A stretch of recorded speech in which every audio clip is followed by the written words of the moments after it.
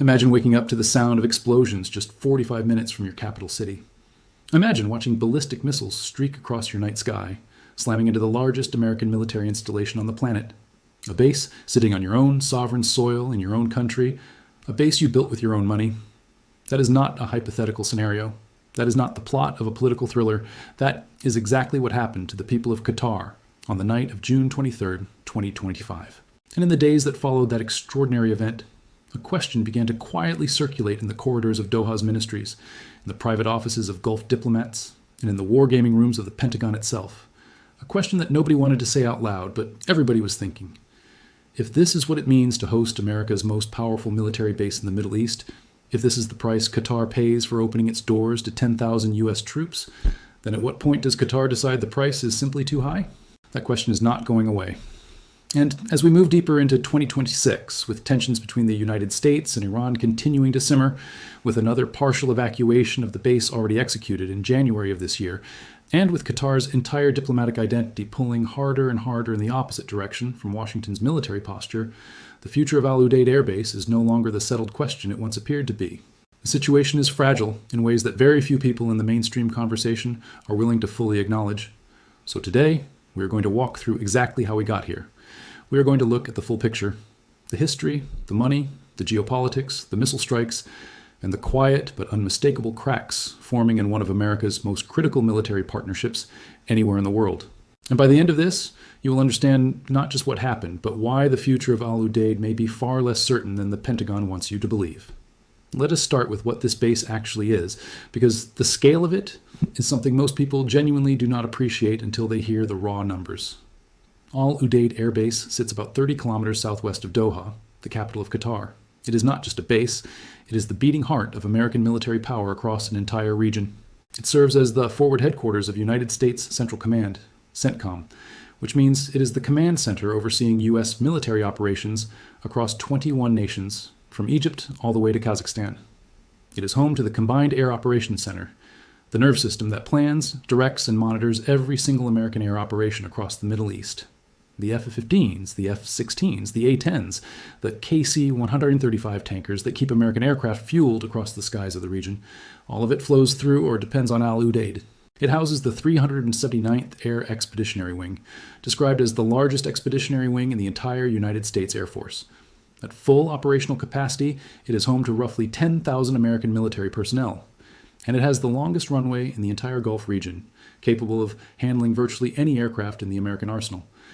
Now here's the part that surprises most people when they first hear it. Qatar built this base. The Qataris constructed Al Udeid during the 1990s at a cost of over $1 billion of their own money, at a time when Qatar did not even have a large air force of its own. They built a state-of-the-art facility, handed a significant portion of it over to the United States, and then over the following decades poured more than $8 billion additional dollars into upgrading and modernizing the infrastructure. They funded the replacement of temporary structures with permanent hardened buildings designed to last 75 years. They built walls thick enough to withstand rocket attacks. They invested their national resources into making this the most capable American military base in the entire region. And in return, they expected something. They expected security. They expected that the presence of 10,000 American troops on their soil would function as the ultimate deterrent, a declaration to the entire neighborhood that Qatar was untouchable. What they got in June 2025 was something very different from that. To understand that night fully, you have to understand what led to it. On June 21st, 2025, the United States launched Operation Midnight Hammer, one of the most audacious and consequential military strikes in recent American history. 7 B-2 stealth bombers lifted off from Whiteman Air Force Base in Missouri in the earliest minutes of the morning. They flew across the Atlantic, crossed into Iranian airspace, and dropped their payloads on 3 of Iran's most critical nuclear enrichment facilities. The operation was conducted entirely from the continental United States. None of the American bases in the Middle East participated in the offensive strikes. The B-2s came and went like ghosts in the night, but the bases, and Al Udeid above all else, would pay the price. 2 days later, on the evening of June 23, 2025, Iran launched its response. Ballistic missiles lifted off from Iranian territory and arced across the Persian Gulf. Qatar, which sits just 190 kilometers from the Iranian coast, a stretch of open water you could cross in under 2 hours by boat, was directly in the flight path. Qatar scrambled to close its airspace. The sky above Doha lit up with explosions visible from the capital city. Residents of Doha, 45 minutes from the base, watched the light show in real time from their rooftops and their windows. They saw the future of their country being decided above their heads. The Patriot systems performed remarkably under enormous pressure. They intercepted the vast majority of the incoming Iranian missiles, but not all of them. One Iranian ballistic missile got through the defenses. It slammed into Udeid Air Base. Satellite imagery captured by Planet Labs and published globally revealed the result with brutal clarity: the complete destruction of a white dome, the geodesic dome that housed America's secure communication equipment at the base. The dome through which some of the most sensitive U.S. military communications in the entire region traveled. Gone. Destroyed on Qatari soil by an Iranian missile, visible to any satellite in orbit, visible to the whole world. Qatar's foreign ministry issued a statement almost immediately. Foreign ministry spokesman Majed al-Ansari was unambiguous in his condemnation. Qatar expressed its strong condemnation of the attack on Al-Udeid Air Base by the Iranian Revolutionary Guard Corps, calling it a flagrant violation of the state of Qatar's sovereignty and airspace, as well as of international law. Strong words, the right words for the diplomatic moment. But underneath those official condemnations, something far more complicated was already beginning to happen inside Qatar's government and across Qatari society. Because Qatar and Iran are not enemies. Let that sink in for a moment. Qatar and Iran share the world's largest natural gas field, the North Dome field on the Qatari side, the South Pars field on the Iranian side, and their economic and energy relationship is deeply intertwined at the foundational level of both economies. Qatar's Emir Sheikh Tamim bin Hamad Al Thani had visited Iranian President Masoud Pezeshkian in Tehran as recently as February 2025, just 4 months before the missile strike. Qatar's prime minister was on the phone with Iran's top security official during the very week of the January 2026 evacuation, discussing what was diplomatically described as bilateral cooperation and the latest developments in the region. Qatar maintains what its own government describes as fraternal diplomatic relations with Iran, even while hosting the base that Iran just targeted with a salvo of ballistic missiles. That is a contradiction of extraordinary proportions, and it is a contradiction that Doha is finding increasingly difficult to sustain as the months pass and the tensions show no sign of easing. Think about what this situation actually looks like from inside Qatar's government. You have spent over $8 billion building and upgrading a military facility for a foreign power. You have accepted the political sensitivities that come with hosting a massive American presence on your soil, sensitivities among your own citizens, your Muslim majority population, your regional neighbors. You navigated a brutal diplomatic blockade led by Saudi Arabia in 2017, during which the very countries supposed to be your allies tried to isolate and economically strangle you, partly because of the complexity of your foreign policy balancing act. You managed all of that. And then, because the United States chose to strike a third country's nuclear facilities using B-2 bombers that took off from Missouri and never touched your territory, your capital city's residents watched missiles rain down on your sovereign land. Your communications dome was destroyed. Your airspace was violated. The question that Qatari officials are now asking behind closed doors is not paranoid speculation. It is a completely rational strategic question. Is this arrangement still worth it? There is another layer to this situation that makes it even more precarious, and this is the part that most outside observers miss entirely. Qatar's entire diplomatic identity, the core of what Qatar is on the world stage, is built on mediation. Qatar has spent decades carefully and deliberately positioning itself as the neutral party, the honest broker, the small country with the large ambition to talk to everyone and exclude nobody. Qatar mediated the release of Americans held captive in Gaza. Qatar maintains direct communication lines to Hamas, to the Taliban, to Iran, to the United States, to Israeli officials through back channels. This mediation role is Qatar's most prized and most carefully cultivated strategic asset. It is what gives a country of only 300,000 citizens, in a region dominated geographically and militarily by Saudi Arabia, Iran, Egypt, and Turkey, a seat at every important table in the world.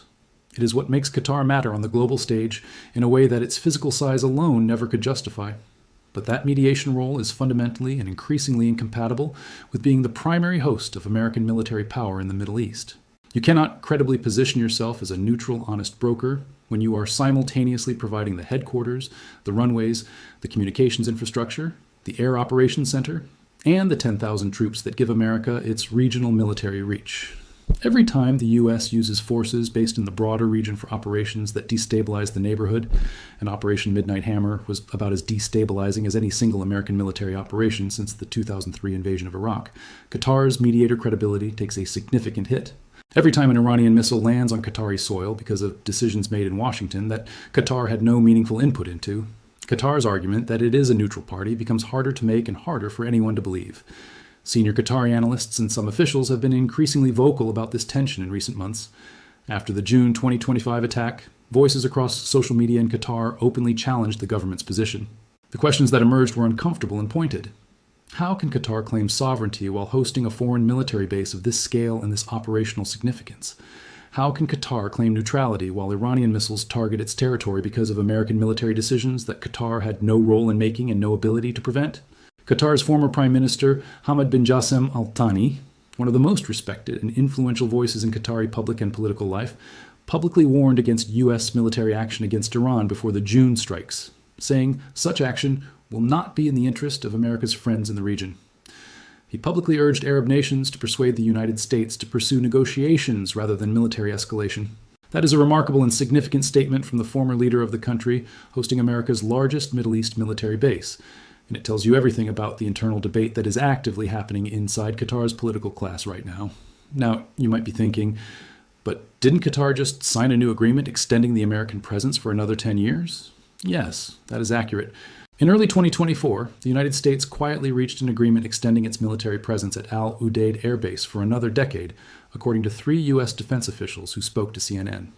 Secretary of Defense Lloyd Austin visited the base in December 2023, personally thanked Qatar for its continued investment and partnership, and shortly afterward, the deal was quietly formalized.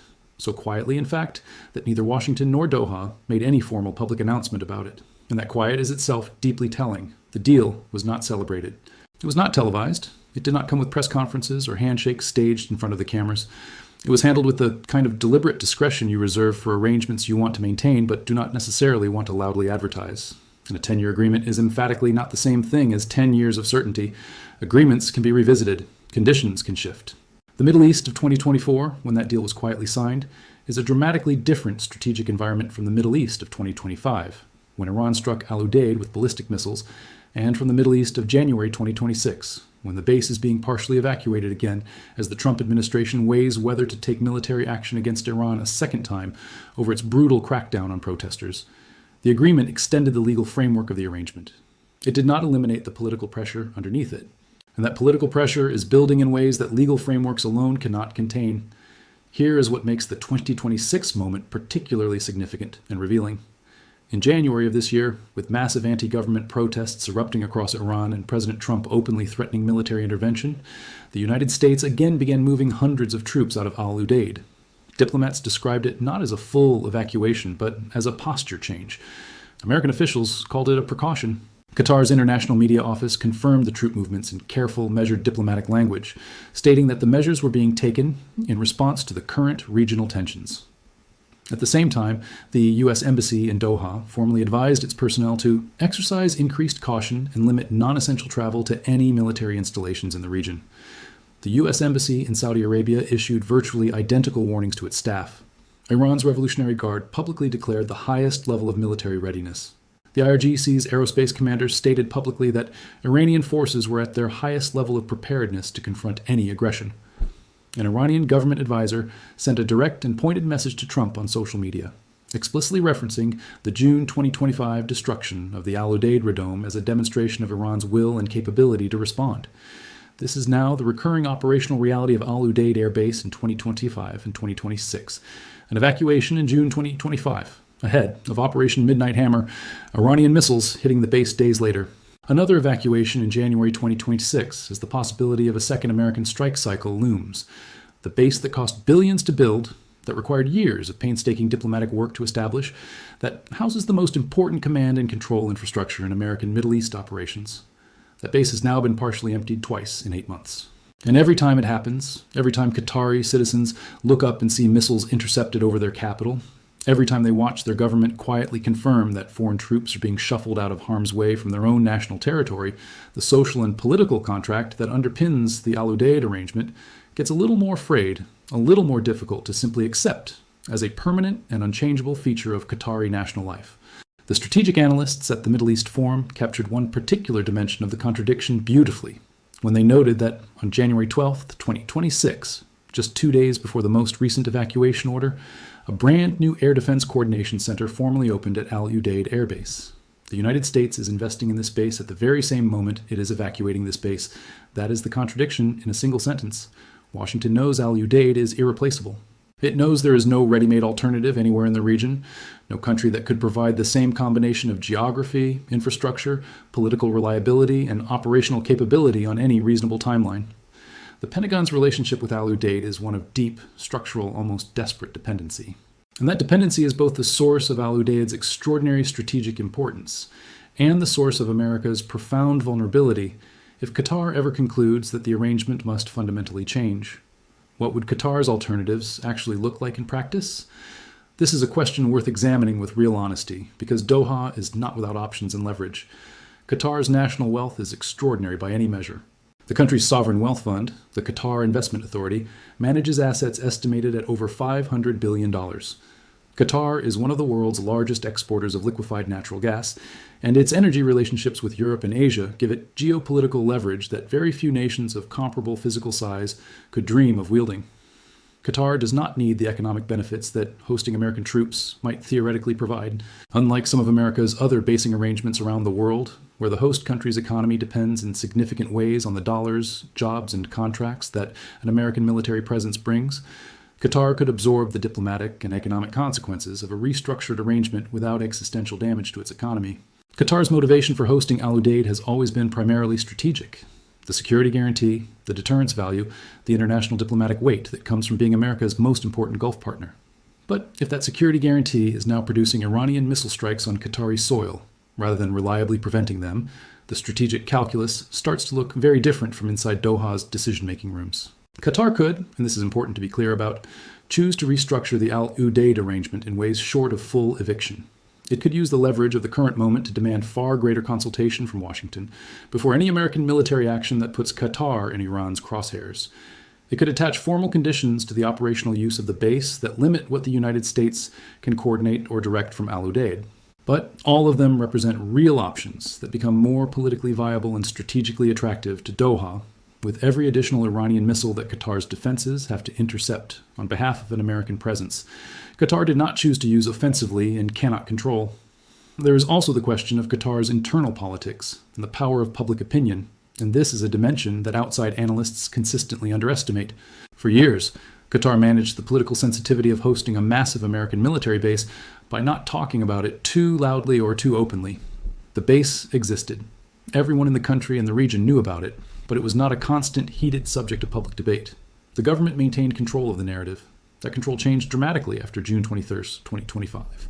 When the Iranian Revolutionary Guard sent ballistic missiles over Qatar, and one of them destroyed an American communications dome on Qatari soil, it was no longer possible for ordinary Qatari citizens to treat Al Udeid as a comfortable background reality of national life. It became front-page news. It became the subject of intense, uncontrolled social media debate. It became something that people had genuine, visceral feelings about.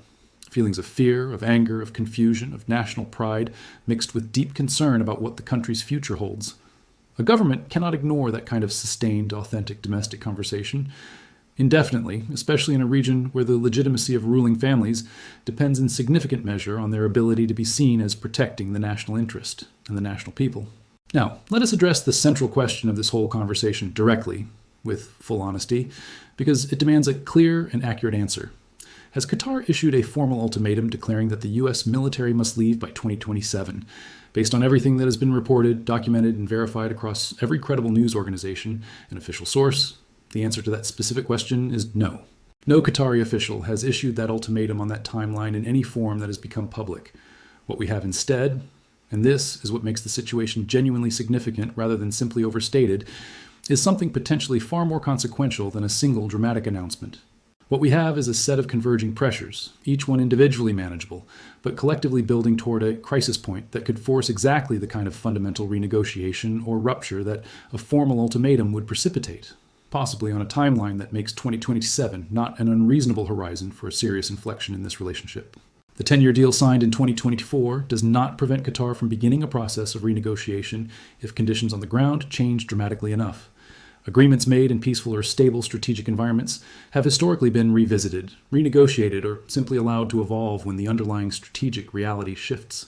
The arrangement that made sense in 2003, when Al Udeid was established as CENTCOM's main regional hub, and the arrangement that still appeared to make sense in 2024 when the extension was quietly signed, must now be reassessed against a world in which the base has been struck by ballistic missiles, in which Qatar's capital residents can hear the detonations of intercepted warheads in their night sky, and in which the United States appears prepared to consider additional military action against Iran that would very likely result in additional retaliatory strikes on Qatari territory. The most important thing to understand about Al Udeid's future is this: it is not being decided in Washington. It is not being decided in formal treaty negotiations or in publicized diplomatic meetings. It is being decided slowly, under enormous pressure, in the private conversations that Qatari leaders are having with themselves and with their closest advisors, as they try to reconcile who Qatar has always tried to be with the increasingly untenable reality of what hosting this base now actually means for their country and their people.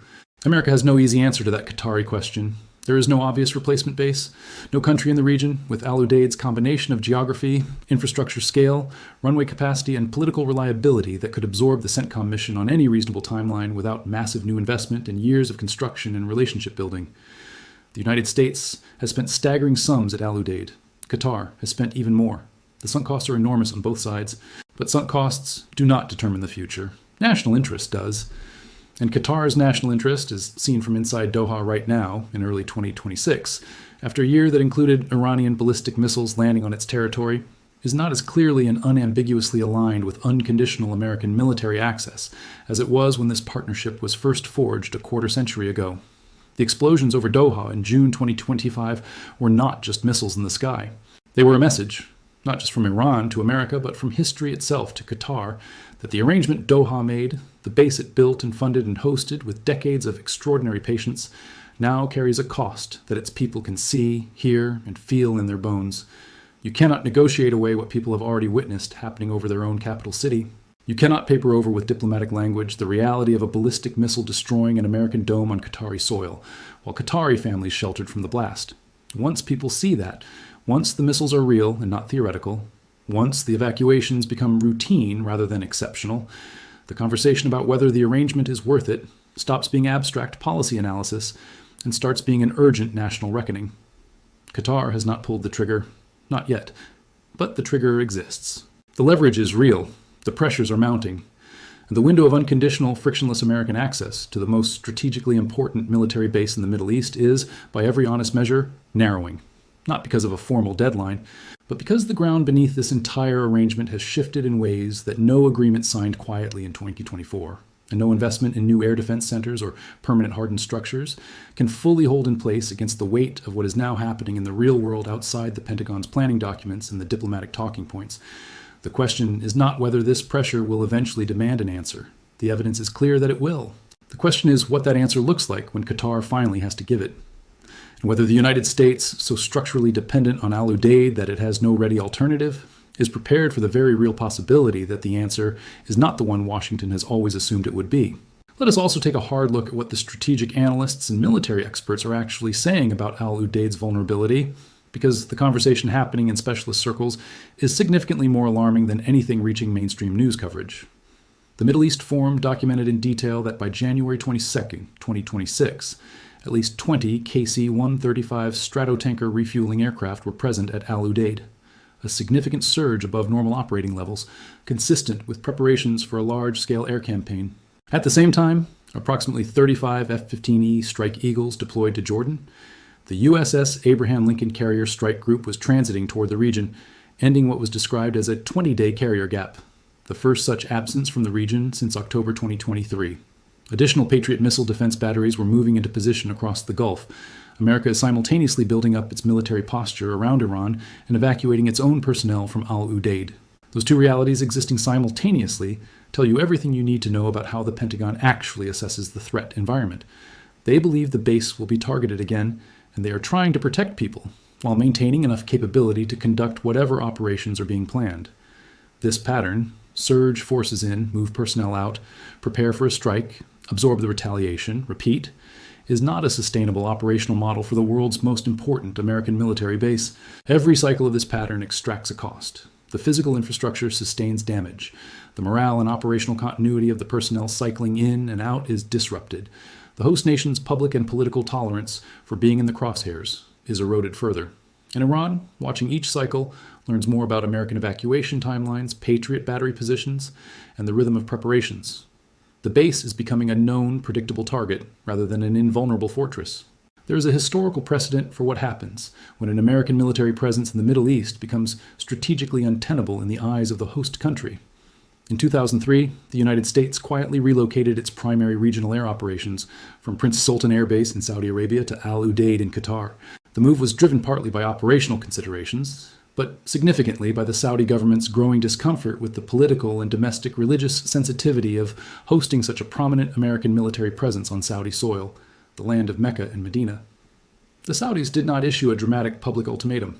They made their position clear through private channels, and the United States quietly made alternative arrangements over time. The transition happened. Prince Sultan Air Base went from being the center of American air power in the region to a historical footnote within a few years. Could Al Udeid become the next Prince Sultan? Could Qatar find itself, a decade from now, as the former host of a base that relocated under the accumulated weight of political pressure, security risk, and strategic incompatibility? The honest answer, based on everything we know today, is that this is more plausible than it has ever been at any point in Al Udeid's history. That does not make it inevitable. It does not make it imminent. But it makes it real in a way it was not before June 23rd, 2025. The night Iran's missiles fell on Doha's outskirts changed the nature of this conversation permanently and irrevocably. Consider, too, the economic dimension that rarely gets the attention it deserves. Qatar's energy wealth insulates it from the kind of economic coercion that the United States could theoretically apply to a poorer host nation. Qatar's LNG exports are critical to European energy security, particularly since Russia's war in Ukraine reshaped global energy markets, and European countries went scrambling for alternative natural gas supplies. Qatar's energy leverage over Europe, and increasingly over Asian buyers as well, gives Doha a diplomatic weight in Western capitals that translates directly into reduced American leverage over Qatari foreign policy decisions. Washington cannot simply threaten Qatar with economic consequences for changing its basing policy. Qatar holds too many cards of its own. The financial relationship flows, in important ways, more from Qatar's value to the West as an energy supplier than from any dependency Qatar has on American economic goodwill. And then there is the Emir himself. Sheikh Tamim bin Hamad Al Thani is not a leader who has shown any inclination towards simply deferring to American preferences when they conflict with Qatari national interest. During the 2017 Gulf blockade, when Saudi Arabia, the UAE, Bahrain, and Egypt severed ties with Qatar and imposed sweeping economic and diplomatic restrictions, Qatar refused to capitulate to the demands presented in a list of ultimatums. Qatar maintained its relationships, preserved its foreign policy independence, found alternative supply routes, and ultimately outlasted the blockade. The Emir demonstrated during that period that when Qatar's core interests and identity are at stake, Doha will hold its ground even against enormous regional pressure. That character, that demonstrated willingness to assert Qatari sovereignty even at significant cost, is the same character that now has to weigh what hosting Al Udeid is truly costing Qatar in the current environment. None of this is to suggest that a Qatari decision to fundamentally reshape or end the Al Udeid arrangement is either imminent or certain. What it is to suggest is that anyone who tells you the arrangement is stable, settled, and beyond serious question in the current environment is not being fully honest about what the evidence actually shows. The arrangement is under genuine stress. The stress is documented and verifiable. The forces driving that stress, Iranian military capability and willingness to use it against Al Udeid, Qatar's mediation identity, Qatari domestic sentiment, the Trump administration's military posture toward Iran, the absence of American consultation with Qatar before operations that put Qatar in danger, none of those forces are going away in the near term. Every one of them points in the same direction. Al Udeid Air Base has been one of the most important pieces of real estate in global geopolitics for over 2 decades. It has served as the operational hub for some of the most consequential military campaigns in modern history: Iraq, Afghanistan, Syria, the fight against ISIS, and now the strikes on Iran's nuclear program. The United States has relied on it with the kind of taken-for-granted confidence you extend to things you believe are permanently yours. But nothing in the Middle East is permanently anything. The region has a way of reminding everyone who enters it with assumptions of permanence that the ground shifts, alliances evolve, and the arrangements that seemed immovable yesterday have a way of becoming the case studies of tomorrow. Qatar is at a crossroads that its leadership may not have chosen and did not create, but that it now must navigate with everything it has. Its wealth, its diplomatic skill, its relationships on all sides, and its carefully constructed sense of national identity. The United States is at a crossroads too. though it is less willing to admit it. The dependency on Udeid is so deep, and the alternatives so distant, that Washington has every incentive to maintain the comfortable fiction that the arrangement is solid, that the current turbulence is temporary. But the missiles that fell in June 2025 were not temporary. The evacuations of 2025 and 2026 are not temporary. The questions now being asked inside Qatar, questions about sovereignty, security, identity, and the true cost of partnership, those are not temporary either. The future of Al-Udeid will be written in the decisions made in Doha, not in Washington. And Doha is doing the math with a clarity and an urgency that was simply not there before the night the sky over Qatar's capital lit up with the fire of Iranian ballistic missiles aimed at American infrastructure on Qatari soil. Whether that math produces an ultimatum, a quiet renegotiation, a gradual restructuring, or simply a continuation of the current unstable status quo depends on variables still in motion. But one thing is no longer in question. The equation has changed, fundamentally, irreversibly, and in ways that everyone paying close attention to this region should be watching very carefully indeed.